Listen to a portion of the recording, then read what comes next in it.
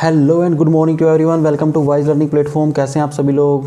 तो फटाफट अपने कॉपी पेन निकाल लो, रेडी हो जाओ। क्वेश्चन नंबर 4 1.3 एक्सरसाइज का हम स्टार्ट करने वाले हैं। तो 4 नंबर क्वेश्चन में हमारे पास क्या दिया हुआ है? 4 नंबर क्वेश्चन में हमारे पास कह रहा है कि एफ एक्स जो है हमारा is 4x + 3/6x-4 where x not equivalent to 2/3। x किसके इक्वल नहीं है? 2/3 के इक्वल नहीं हो सकता। Show that f o f x is equal to x, ये हमने शो करना है।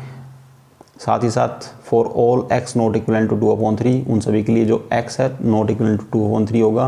What is the inverse of f? f का इन्वर्स क्या होगा? अगर हमें f का इन्वर्स निकालना है तो उससे पहले हमें f को इन्वर्टिबल भी शो करना पड़ेगा।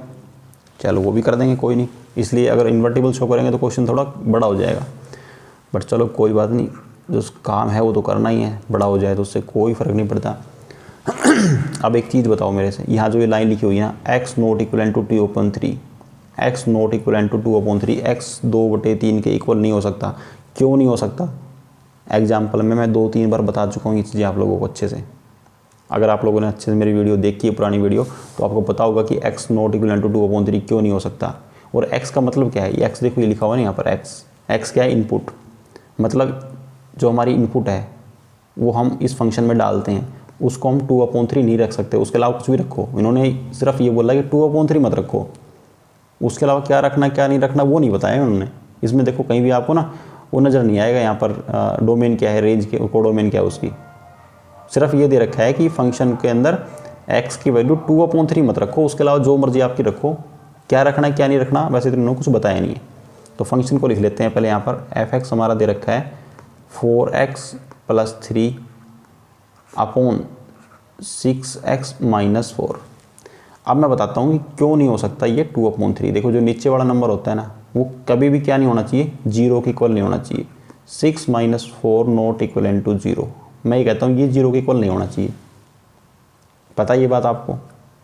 अगर ये 0 के इक्वल नहीं होगा तो चलो इसको सोल्व कर लेते हैं। 6x - 4, ये 4 इधर प्लस का है, ये नॉट इक्वल टू 0 का एज इट इज रखो, क्योंकि equal not equal to sign लगा हुआ है ना, ये नॉट इक्वल ही रखना है इसको हमेशा। ये 4 इधर आ जाएगा, प्लस का हो जाएगा। x की जो वैल्यू है ये नॉट इक्वल है तो ये 4 है, ये 6 इधर डिवाइड में आ जाएगा। अब कट करो इसको, क्या बचा? ये 2 और ये 3। क्या निकल के आया हमारे पास? x not equal to 2/3। पता चला क्या नहीं होना चाहिए? x नॉट इक्वल टू 2/3 क्यों नहीं होना चाहिए? इसलिए नहीं होना चाहिए क्योंकि अगर इसको x की वैल्यू को 2/3 पुट करेंगे ना यहाँ पर, तो इसका जो हमें रिजल्ट है वो क्या मिलेगा? 0 मिल जाएगा। और ये फंक्शन कैसा हो जाएगा? नॉट डिफाइंड हो जाएगा। इसलिए इन्होंने बोला है कि x की वैल्यू को 2/3 मत रखना, उसके अलावा जो मर्जी रख लेना। चलो समझ गए इतना। अब इसको इरेज करते हैं। अब हमारा क्वेश्चन स्टार्ट करते हैं। ये तो थी फालतू की बात। फालतू की बात मतलब जो आपकी एक्स्ट्रा बातें, जो आई थिंक सभी लोगों को पता थी आप लोगों को, लेकिन फिर भी मैंने आपको बता दिया। चलो अब हमारे पास फंक्शन दे रखा है। एफ एक्स हमारा दिया गिवन है 4x + 3/6x-4। हमने क्या निकालना है? F o f equal to x, ये हमने शो करना है। अब इन्होंने बोला है तो इसको शो भी करेंगे भाई। तो लिख लेते हैं यहाँ पर एफ ओ एफ एक्स। इसको हमने किसके इक्वल शो करना है? एक्स के इक्वल शो करना है। तो हमारा काम स्टार्ट करते हैं। एक्स तो अपने आप निकल के आ जाएगा। तो मैं इसको क्या लिख सकता हूँ? एफ ऑफ एफ एक्स लिख सकता हूँ। मैं लिख सकता हूँ कि नहीं लिख सकता? बताओ फटाफट। और ये जो एफ एक्स है इसको मैं कहाँ डाल दूंगा? इस एफ फंक्शन में डाल दूंगा। फंक्शन तो एफ एक ही है ना, वही एफ एक्स है, और वही मतलब फंक्शन वही है हमारे पास दोनों बार। तो इस एफ फंक्शन में डाल दूंगा। तो एफ फंक्शन में एक्स के प्लेस पर एफ एक्स डाल दो आप। 4 × एफ एक्स + 3/6 × एफ एक्स -4। समझ में आया क्या किया मैंने यहाँ पर? ये जो एफ एक्स था इसको मैंने इस फॉर्म में लिख दिया, कोई डाउट नहीं। फिर ये फंक्शन में आपको पता है कि जो एफ एक्स है ये एक्स का काम करेगा, किसके लिए? इस फंक्शन के लिए। मतलब इस फंक्शन में मैंने इस एफ एक्स को उठा के डाल दिया, और एफ एक्स हमारे पास ये है। उसके अंदर हम लोगों ने क्या कर दिया? एफ फंक्शन में एक्स के प्लेस पर एफ एक्स रख दिया बस। अब इस एफ एक्स की वैल्यू डाल दो आप यहाँ पर उठा कर दोबारा से। इस एफ एक्स की वैल्यू क्या है? यही तो इस एफ एक्स की वैल्यू है, तो इसी वैल्यू को डाल दो।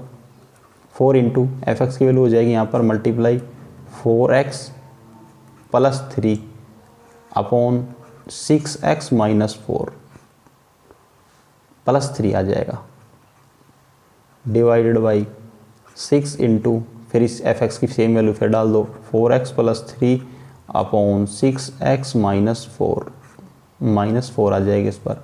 अब इसको सोल्व कर लेते हैं। देखो इसको सोल्व करेंगे तो ऊपर क्या जाएगा, 4 4 जा 16x प्लस 12, 16x प्लस 12 हो गया, ऊपर मल्टीप्लाई किया। तो एक दो स्टेप अगर आप चाहो तो इसको थोड़ा सा डिटेल में लिख सकते हो। डिटेल में लिखने का मतलब है एक एक स्टेप लिख के करके दिखा सकते हो। चलो मैं वैसे लिख ही देता हूँ सारे स्टेप, वरना कोई भी स्टेप बाईपास नहीं करूँगा। 4 4 जा 16x प्लस 12, इसका मैंने एलसीएम लिया तो ये क्या आ जाएगा, प्लस 6 3 जा 18x माइनस 12 अपॉन ये जो मैंने एलसीएम लिया था उसको एच डी रख देता हूँ, 6x माइनस 4। ओके, और इस आप चाहो तो इससे एक स्टेप और इसमें एक्स्ट्रा कर सकते हो आपकी मर्जी करना चाहो तो।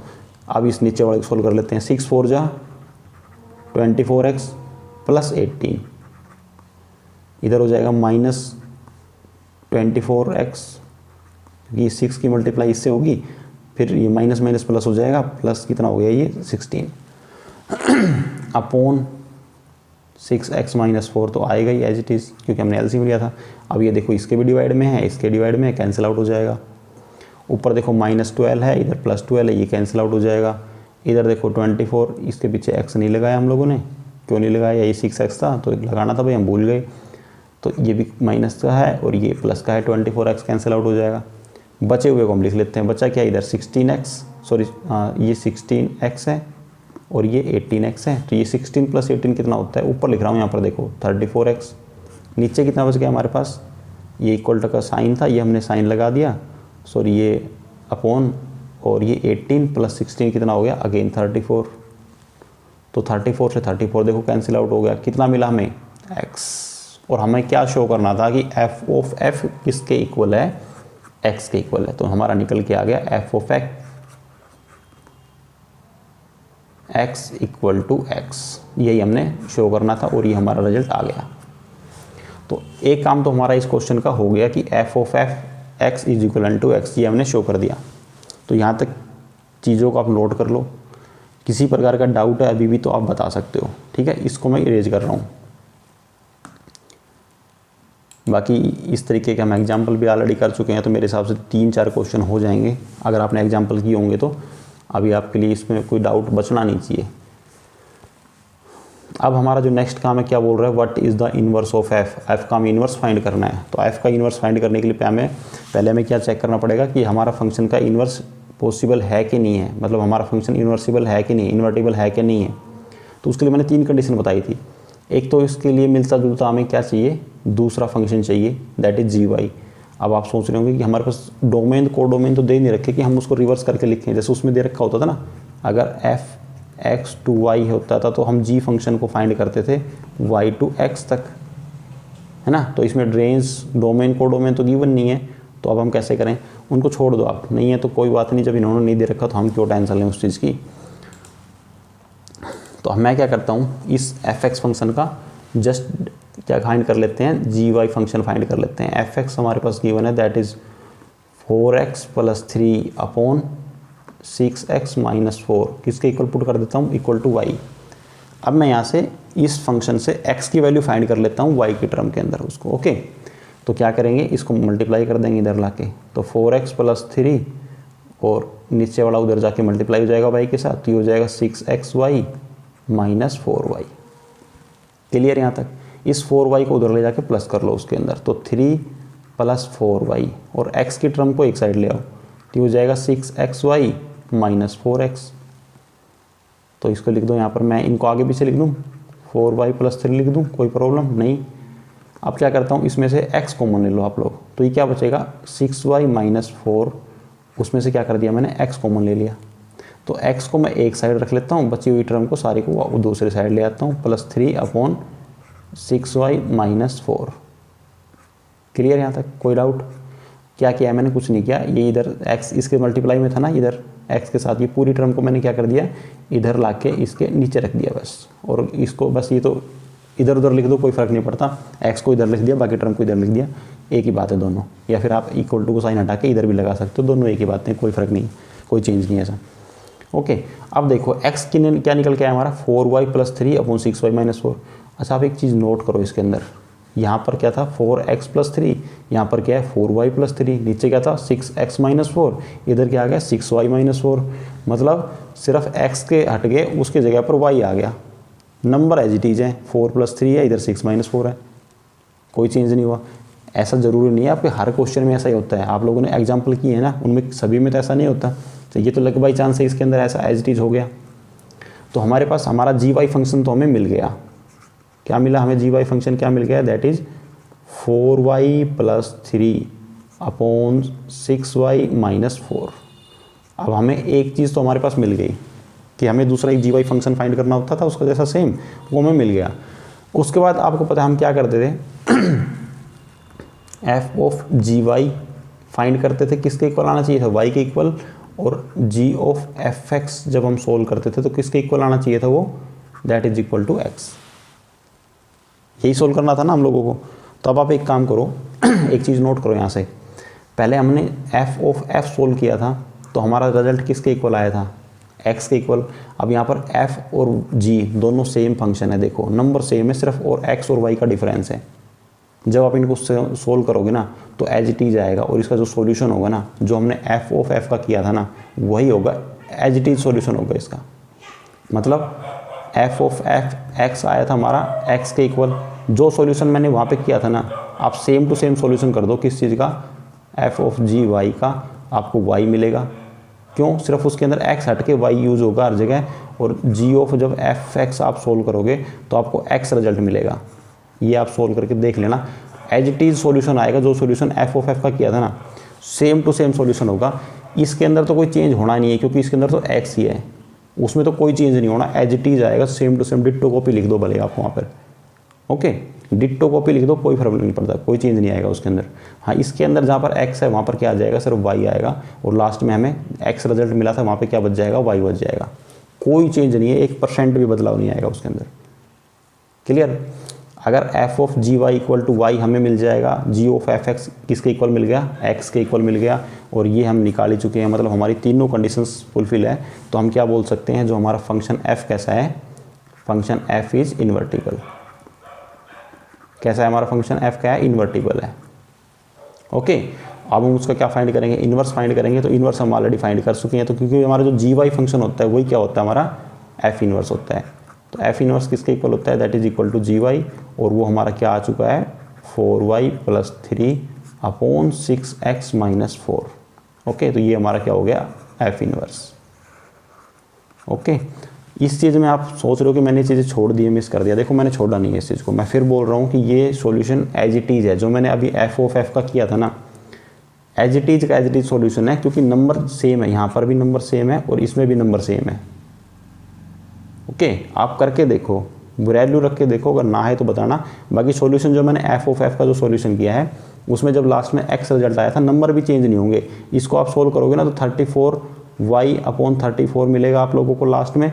34 से 34 कैंसिल आउट हो जाएगा, y आ जाएगा। इसमें आपको क्या मिलेगा लास्ट में? वही 34x अपॉन 34 मिलेगा, सेम टू सेम, नंबर भी चेंज नहीं होंगे, मैं बता रहा हूँ आपको, और x रिजल्ट मिलेगा आपको। इसलिए मैं बोल रहा हूँ कि आप खुद ट्राई करो, कुछ बदलाव नहीं है, कुछ चेंज नहीं है इसके अंदर। तो अब हम मूव करते हैं हमारे नेक्स्ट क्वेश्चन, मतलब 5 नंबर की तरफ। तो देखते हैं 5 नंबर में क्या दिया हुआ है। तो 5th नंबर क्वेश्चन में हमारे पास क्या दिया हुआ है? देखो, 5th नंबर क्वेश्चन में हमारे कह रहा है कि state with reasons whether the following functions have inverse. जो हमारे पास फंक्शंस दे रखे हैं, इनका इन्वर्स पॉसिबल है क्या नहीं है, ये पूछ रहा है हमारे से।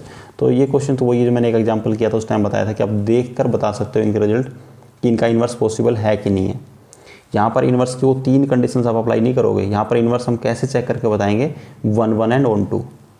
मैंने बताया था ना आप लोगों को कि अगर हमारा फंक्शन 1 1 और ऑन 2 दोनों कंडीशंस को फॉलो करता है, कि हमारा फंक्शन अगर 1 1 भी है और साथ में ऑन 2 भी है, तो हमारा फंक्शन कैसा हो जाएगा? इन्वर्स फंक्शन है। मतलब वो फंक्शन कैसा होगा? Invertible function. तो सिर्फ इन क्वेश्चन में आपने ये चेक करना है कि हमारा फंक्शन 1 1 और ऑन 2 है कि नहीं है। अगर 1 1 भी है और ऑन 2 भी है तो हम क्या बोलेंगे? इस फंक्शन का इन्वर्स पॉसिबल है, मतलब हमारा फंक्शन कैसा है? इन्वर्टिबल है। तो हमारा फर्स्ट पार्ट देखते हैं। 3 पार्ट दे रखे हैं, इसको 1 बाई 1 सोल्व करते हैं तीनों को। फर्स्ट में हमारे पास फंक्शंस दिया हुआ है इसके डोमेन के अंदर एलिमेंट है 1 2 3 एंड 4 एंड इसके कोडोमेन में एलिमेंट दिया हुआ है ओनली 10। इसका डायग्राम ड्रॉ कर लेते हैं। देखो 1 2 3 एंड 4 x एंड y में क्या है 10। अब जो फंक्शन हमारे पास दिया हुआ है वो क्या है, उसको भी चलो लिख ही देता हूँ मैं यहाँ पर। f में है 110 210 310 एंड 410 310 एंड 410। ओके, 1 किससे कनेक्टेड है, इसका मतलब है कि 1 किससे कनेक्टेड है 10 से, 2 किससे कनेक्टेड है 10 से, 3 किससे कनेक्टेड है 10 से, 4 किससे कनेक्टेड है 10 से। तो आप देख के बता सकते हो फंक्शन 1 1 और ऑन 2 है कि नहीं है। ओके, ऑन 2 तो है देखो, क्योंकि जो कोडोमेन के अंदर एलिमेंट है उसकी प्री इमेज एग्जिस्ट करती है, बट हमारा फंक्शन 1 1 नहीं है ये। क्लियर है ना, फंक्शन कैसा नहीं है 1 1 नहीं है, बिकॉज यहाँ पे लिख दो आप every element in codomain has not a different image in, so every element in domain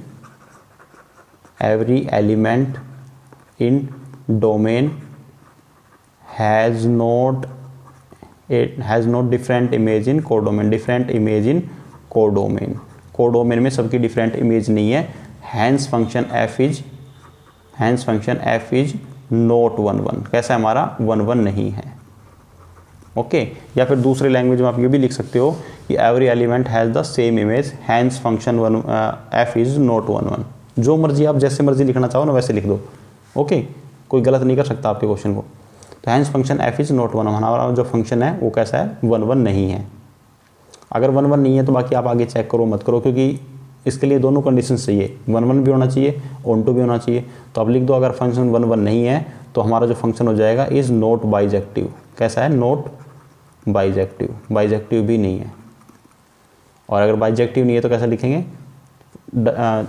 inverse of the function f is does not exist, inverse of function F does not exist, कि इस function का inverse exist नहीं करता है। क्यों नहीं करता है, क्योंकि फंक्शन बाइजेक्टिव नहीं है और फंक्शन 1 1 नहीं है। ओके, बाइजेक्टिव का मतलब ये होता है, बाइजेक्टिव कौन होते हैं, जो फंक्शन 1 1 एंड ऑन 2 दोनों होते हैं उसी को हम क्या बोलते हैं, बाइजेक्टिव फंक्शन। तो जो फंक्शन 1 1 नहीं है तो ना तो बाइजेक्टिव है, इसलिए उसका इन्वर्स भी एग्जिस्ट नहीं करता है। बस सिंपल क्वेश्चन था, इतना लिखना था आपने, आपका हो गया फर्स्ट पार्ट। नोट कर लो, इसको नोट करना चाहते हो तो मैं इरेज कर रहा हूँ इसको। अब मूव करते हैं हमारे सेकेंड पार्ट पर।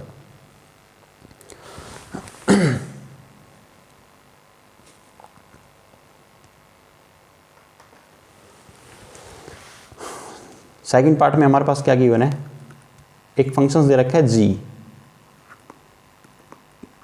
इसके डोमेन के अंदर एलिमेंट है 5 6 7 8, 5 6 7 एंड 8। इसके कोडोमेन में एलिमेंट गिवन है 1 2 3 4, 1 2 3 एंड 4। ओके, और g फंक्शन इसमें है 5 4 से कनेक्टेड है, 6 3 से कनेक्टेड है, 7 4 से कनेक्टेड है एंड 8 2 से कनेक्टेड है, 8 2 से कनेक्टेड है। तो इमेज ड्रॉ कर लेते हैं, हमारा डायग्राम बना लेते हैं। उससे थोड़ा सा डायग्राम से क्या चीज़ें क्लियर हो जाती है। आप डायग्राम को देखते बता सकते हो कि हमारा फंक्शन 1 1 और ऑन 2 है क्या नहीं है। ये x, इसको मान लेते हैं, इसको y। डोमेन के एलिमेंट क्या क्या दिए हुए हैं, 6 5 6 7 एंड 8। कोडोमेन के एलिमेंट है 1 2 3 4, 1 2 3 एंड 4। 5 किससे कनेक्टेड है, 4 से, 5 इज कनेक्टेड टू 4, मतलब 5 की इमेज क्या है 4। 6 3 से कनेक्टेड है, 7 4 से कनेक्टेड है, अगेन 7 4 से हो गया, और 8 किससे कनेक्टेड है, that is connected to 2।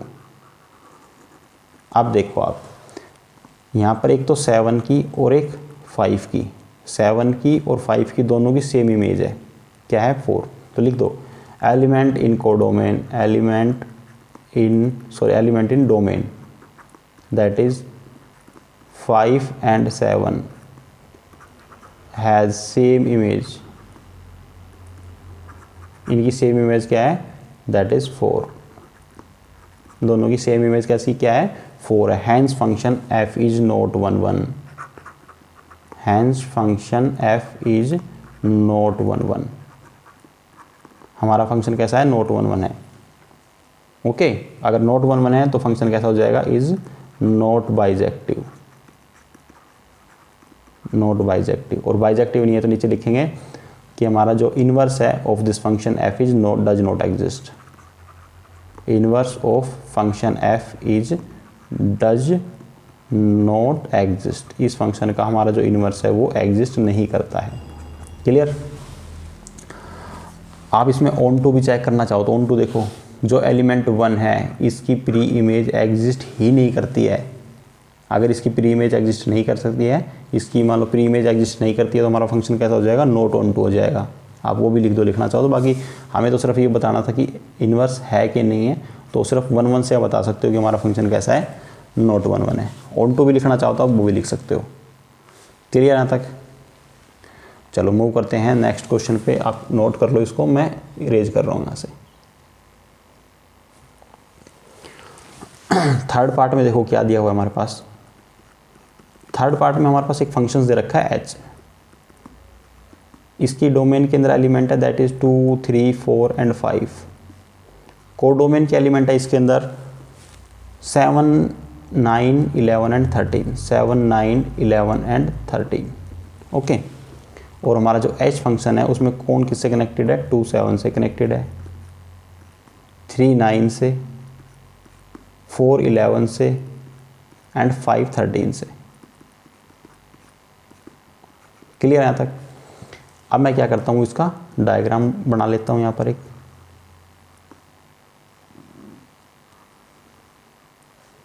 That is x and y। x के एलिमेंट क्या क्या है, 2 3 4 एंड 5। इसमें जो कोडोमेन के एलिमेंट क्या है, 7 9 11 एंड 13। अच्छा, 2 किससे कनेक्टेड है, 7 से। 3 किससे कनेक्टेड है, 9 से। 4 किससे कनेक्टेड है, दैट इज 11 से कनेक्टेड है। एंड 5 किससे कनेक्टेड है, 13 से। अब देखो, आप इस फंक्शन को आप देखकर ही बता सकते हो कि 1 1 भी है और 1 2 भी है। 1 1 क्यों है, एवरी एलिमेंट ऑफ डोमेन या फिर every element of x has a different image in y। लिख दो यहाँ पर, एवरी एलिमेंट ऑफ x। आप x लिखो यहाँ पर या फिर डोमेन लिखो, एक ही बात है। x लिख दो या आपकी मर्जी, डोमेन लिखना चाहो तो डोमेन लिख दो। Every element of x has different image in y। सभी की क्या है, y के अंदर एक डिफरेंट इमेज है। Hence function f is 1 1। हमारा फंक्शन कैसा है, 1 1 है। ओके। अब ऑन टू चेक कर लेते हैं। ऑन टू देखो, ऑन टू की क्या कंडीशन होती है कि एक तो रेंज इक्वल टू कोडोमेन होना चाहिए। अब देखो इसकी रेंज और जो कोडोमेन दोनों इक्वल है। आप लिख दो range equal to codomain, hence function f is onto. या फिर आप ये भी लिख सकते हो, every element in y has pre image, या every element in y has a pre image in x के अंदर सबकी क्या है, एक प्री इमेज है। ओके। तो hence function f is onto. हमारा फंक्शन f कैसा है, ऑन टू है। अगर हमारा फंक्शन f 1 1 भी है, ऑन टू भी है, तो हमारा फंक्शन f कैसा हो जाएगा, फंक्शन f इज बाइजेक्टिव। तो मैं कहाँ पर लिखूँ इस चीज़ को, मैं यहाँ लिख रहा हूँ, फंक्शन f इज बाइजेक्टिव। हमारा फंक्शन कैसा है, बाइजेक्टिव है।